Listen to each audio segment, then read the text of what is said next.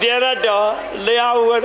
तुम्ही पहा पुरुष मंडळी, आतापर्यंत आपल्याला कोणी बोललं असेल, मी कळकळीने बोलत असतो लोकांना. आणि मी कीर्तनात वाईट का बोलतो याचं कारण सांगून ठेवतो तुम्हाला. आपली माणसं आपल्याच माणसानं नीट केली पाहिजेत. देणार ठेवा बोलणार आपला आणि ऐकणारे आपले. पण आपली लोक नेमकं आपल्याच ऐकतेच नाही, दुसऱ्याचं ऐकल्याशिवाय. आता तुमच्या शेतात गहू पिकला, गुजरातचा व्यापारी आला आणि सामनापूरचा आला, तुम्ही कोणाला द्याल? खानदानच तशी आपली. त्याला काय विचारलं गावातल्याला का नको, त्याचं काय घेऊन बसला. आणि गुजरातचा गावासकट जरी गेला ना कोणतो व्यापार, तेच जाऊ दे, त्याची जिरावली ना बस. आपल्या लोकांनी आयुष्यात 4 गोष्टी कधी करेल नाही, ध्यानात ठेवा. आपल्या लोकांनी आपलं मोठं झालेलं कधी पाहिलं नाही. आपल्या लोकांनी आपलं कधी मोठं होऊ दिलं नाही. आपल्याचा मोठेपणा आपल्या लोकांना कधी सहन झाला नाही. आणि आपल्याला आपली लोक कधी चांगली म्हणलं नाही, ध्यानात ठेवा.